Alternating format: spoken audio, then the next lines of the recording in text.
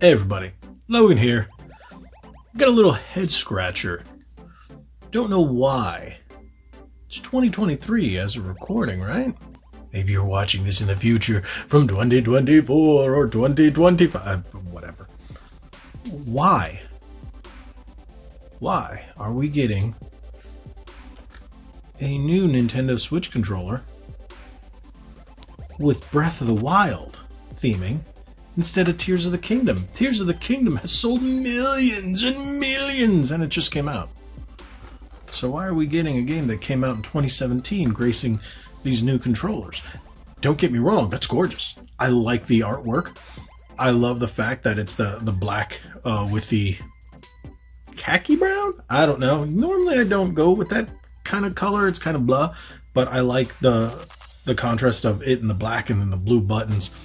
So that's why I picked it up, and it's a wired PowerA enhanced controller. And I've covered a number of these, but it's not just your typical unboxing. It's not because, hey, it's a Zelda controller. Well, that's why I bought it, because I collect Legend of Zelda themed controllers. There's very few controllers that I buy. I don't think there's anyone. Monster Hunter, but they're very few and far between.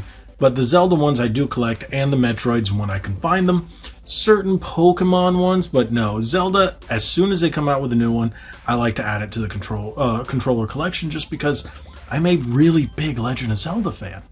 So you guys might have figured that out from a few of my videos. I have a whole Zelda collection, Zelda series. So let's take a look. Let's open this and discuss why they would come out with a Breath of the Wild controller in 2023 after Tears of the Kingdom have come out.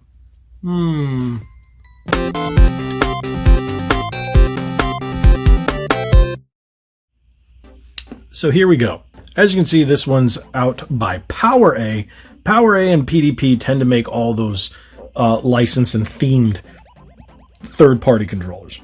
Wired, wireless, all kinds of different features.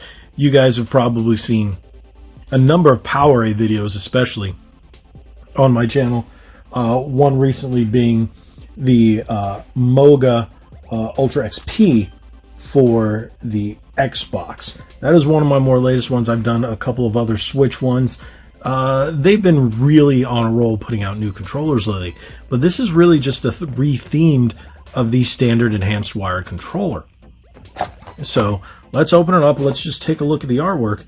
And while we're doing this, let's discuss why would they do that. So I put a short out before recording, and somebody commented, and you know what? It's not a bad thought, that because Breath of the Wild is still so popular, why not just continue with that? I was like, that's not a bad idea. But what I'm thinking is maybe they don't have the licensing or the rights to do Tears of the Kingdom just yet. So all the ones I've seen have just said Legend of Zelda or Breath of the Wild. So that's why I'm thinking that maybe PowerA doesn't have the license to do this game yet. Maybe they haven't come to an agreement with Nintendo, but they do have the one for Breath of the Wild, and they're going to continue doing that until they get the Tears of the Kingdom. That's what I'm thinking. I don't know. PowerA, let me know. You guys have been pretty good at keeping in contact with me. Thank you guys so much for that. But this is a standard controller. Depending on where you purchase it, I think this runs at $27.99, $29.99, depending on where you purchase it. It's weird to see prices like that these days. I'm used to $19.99, $24.99. But yeah, standard wired controller. You have your mappable back buttons. I covered one of these very recently. So I do really like these controllers.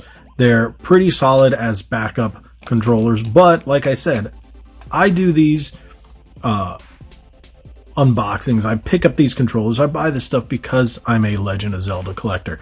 But those blue buttons really threw me for a loop when I saw it, and I was like, I know it's not that big of a deal, but I like it. There's nothing else blue on here, but I like it.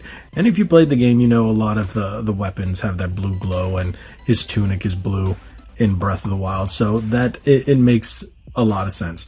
Now, I was wondering, I think there was another person who commented talking about what else would they do on it. It's all the same. The Breath of the Wild is the same as Tears of the Kingdom, and it's clearly not. They could have used a lot of the Zonai stuff. The designs for that are just completely different than anything we saw in Breath of the Wild. Now, these remind me of the print that's on the back of and on the front of the OLED, but they remind me. They're not the same because they're just complete circles. They're all just circles. They don't have the weird little lines that come off. So that's one thing. It just made me think about that, but it isn't. This is very Breath of the Wild. So that's the only thing I'm thinking. It's a simple controller, and it's going to be very inexpensive when you pick it up, but for me, it's for the collection. So you start and you think, and you're like, why would they do that? That's the only thing I can really think of. Maybe they just don't have the licensing yet, or maybe they don't have an agreement on how to put these out or whatnot. I don't know. And I just saw this because I just picked this up yesterday or the day before. Can't quite remember. But I was out, and I visited my local game store, and they had it, and I was like, oh, give me that controller. I want that controller. I buy all the Legend of Zelda ones. I think there was one they had that I didn't pick up, and I'm like, whoa, I don't recognize that, but I did recognize. It's like, when you see something and it looks familiar, but you don't know if you have it or not, kind of thing. But you're like, wait, do I remember that? You start questioning yourself because I'm getting old. And I realized I don't have that controller. So there is one that I have to go back and pick up. It's an all gray one with the Master Sword and the Hylian shield on it. And I think it's a black or gray. I can't quite remember. It might have been gold. See, this is what happens when you get old.